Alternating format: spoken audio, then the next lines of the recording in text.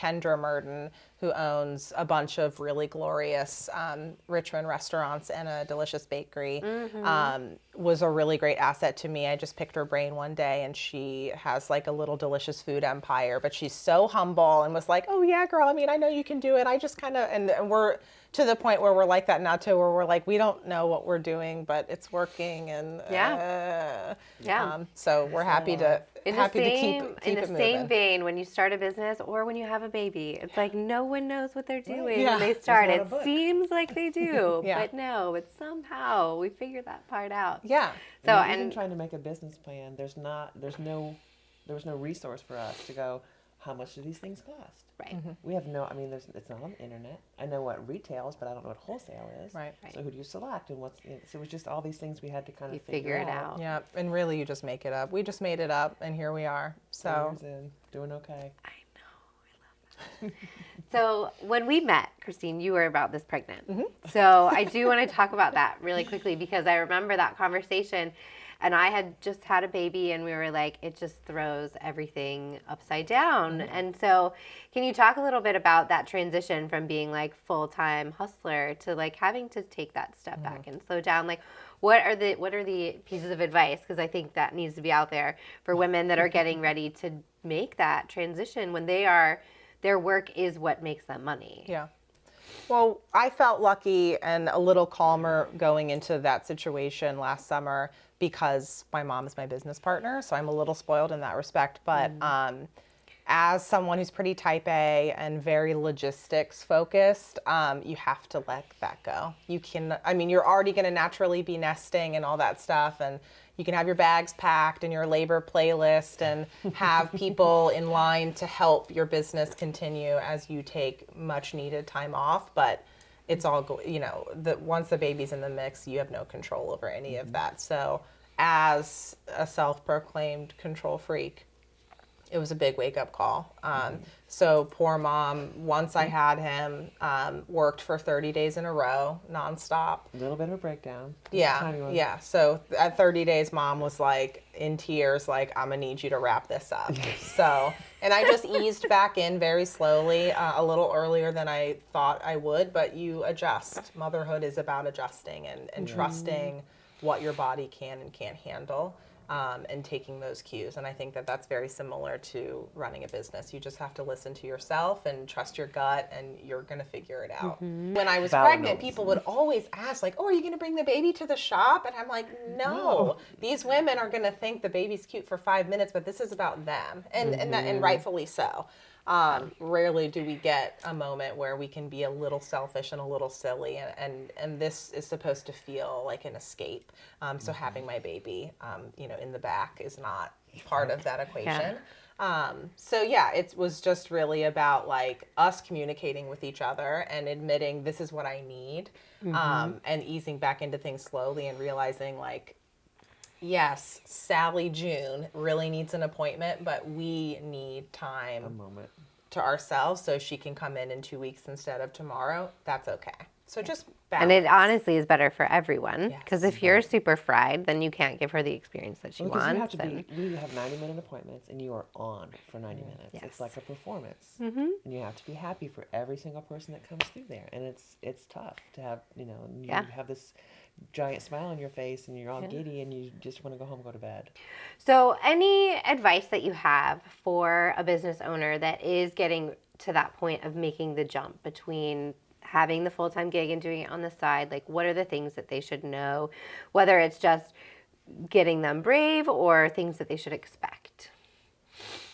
I would say similar to if you want to have a baby and you're trying to get, like, oh, well, we'll buy a house first, or, oh, we'll save this much money for it. Just do it.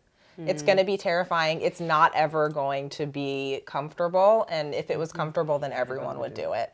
Right. I would say use Facebook or whatever other network you have as a resource. Don't be afraid to ask questions. I'm pretty notorious for asking advice on the internet and getting mostly good responses. Like people, you'll be so surprised at people's experience and opinions and advice when you just put it out there. Don't be afraid to look stupid. Don't be afraid to fail, and just readjust. But I think even when I was just a wedding planner and I wanted to open up the shop, I made that who I was.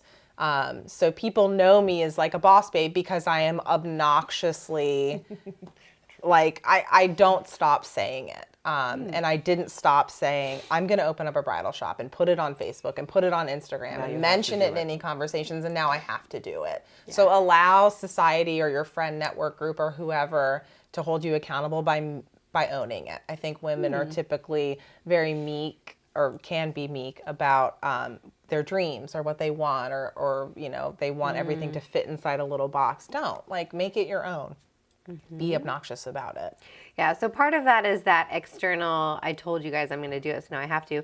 But also I think it is the affirmation of putting it in the universe. Like if you proclaim yourself that I own a business, I am a boss babe, then you just become that. Yeah. If you say it enough times, it's going to happen. And the moment anyone gets engaged or there's wedding anything, people think of me first because I don't stop saying it. They think of like, well, obviously we need to go visit Christine and Jennifer to get our shot or, you know, to get our dress. And like, that's the shop to go to because we're annoying about it. And there's nothing wrong with that. I think that, again, people are afraid to sell themselves and to put themselves out there. Absolutely. And there's really no need. Right. If somebody doesn't want to buy your stuff, they're just not going to buy your stuff. Right. I'm okay with that. I mean, there's enough business to go around. Yeah. There's, you know, it's not like there's 6 brides in Richmond and we're all vying for them. Right.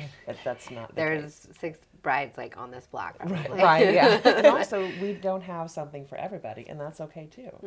If you're looking for something that we don't have or wouldn't be even interested in carrying, then by all means go somewhere else and find that. And we can even probably help you, you know, guide you in the right direction because again, the business is great. Everyone's always going to get married at some point. Some millennials aren't interested in it, and that's great too. We can, again, go to brunch then. But we're also inclusive, and I'm not certain that everyone is in the industry. I'm certain that they're not all in the industry. And I think that makes a big difference as well. I mean, one of our first same-sex couples was when the first year we opened. And it was wonderful. I mean, they drove down from Charlottesville. Right. Just to have this whole experience where they were comfortable. Right. Welcome. Wanted. Right. Yeah. And on our website, we say that. We just ordered a decal from Etsy that says we welcome all lifestyles and body types and sexual orientations. And I think that that's something that more businesses need to not be afraid to put out there. Right. If they truly believe that. Right, absolutely. Don't just do it because... It's not a sales pitch. Exactly, yeah. And I think that when people meet us, they know that it's a genuine thing, that we feel like everyone deserves this experience. But yeah, I think I'm really happy that we're not afraid to put that information out there. Right.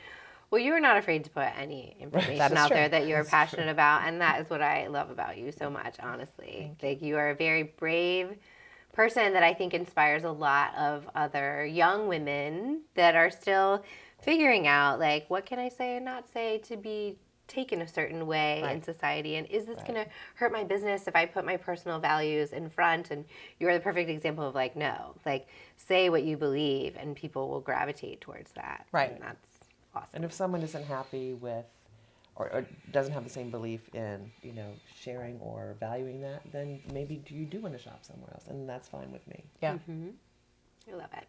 So tell me about this event that is coming up that you have been expertly gaining press coverage for over the last couple of weeks. Well, we, once we hit that like magical 2.5-year mark where we really felt like we know what we're doing most of the time and we feel really comfortable with our business model and where our business is going, the first thing we wanted to do was figure out how to give back. Both of my parents have won battles with cancer. I lost my fiance years ago to brain cancer, so health issues and cancer in general are pretty close to us. It's really shaped our family and brought us a lot closer together, but it's also forced us to deal with loss and all of that, all the bad stuff that comes along with it. So in general, we just wanted to host a contest and gather local wedding businesses to find a couple that really deserves a free wedding.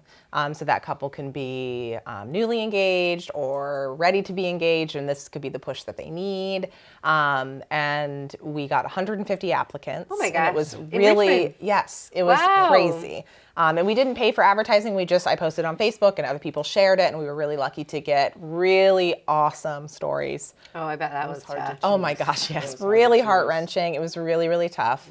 But we found a woman named Erica who is mid-30s and has a really awesome, warm, kind little boy who's now 13. I'm sure he'll be very mad at me for calling him a little boy, but whatever. And she is engaged to an equally sweet guy named Matt. Erica is really active in the Leukemia Lymphoma Society because she is currently battling lymphoma. So we got 26 wedding vendors. I got so many wedding vendors volunteering that we had to turn some of them away. Amazing. It was amazing. And the total wedding cost is about $50,000 at this point. So there's a beautiful venue in King William County, about 25 minutes from here. It's a 100-acre historic farm, but they have generously donated the space for the rehearsal dinner the night before and the wedding in April. And they are just over the moon, thankful and excited. And I'm probably going to be an emotional mess at that wedding, but we're really, really, and I definitely invited myself, which luckily they're okay with. But Yes. She said I won't eat. It's fine. yeah, it's fine. I don't need it. I'll just watch. It's okay. So yeah, just being able to do stuff like that has been really, really awesome. We've given back, but not in this. In that grand of a scale. Right, Yeah, right. yeah. So being able to call her and let her know, because she had no idea that the contest was happening, but a friend of hers nominated her. And all the stories that we got were stunning. I mean, it was people who are raising children on their own or are survivors of domestic violence or people who have done like admirable military service. So deciding was It's amazing tough. people's stories. Yeah, yeah. You just don't know. We wanted to give away 5 free ones. Right. And it was Yeah. just like, okay, we're gonna Yeah. have to hold that off. Yeah. But I hope we start a trend. Continue to do it and inspire other people to do similar yeah. things. So that's what it's all about. So, well, ladies, it's been so lovely to chat with you both. Yeah. And I'm so excited to keep watching your business and your family grow. So thank you for having me. Of course. so Thank much. you.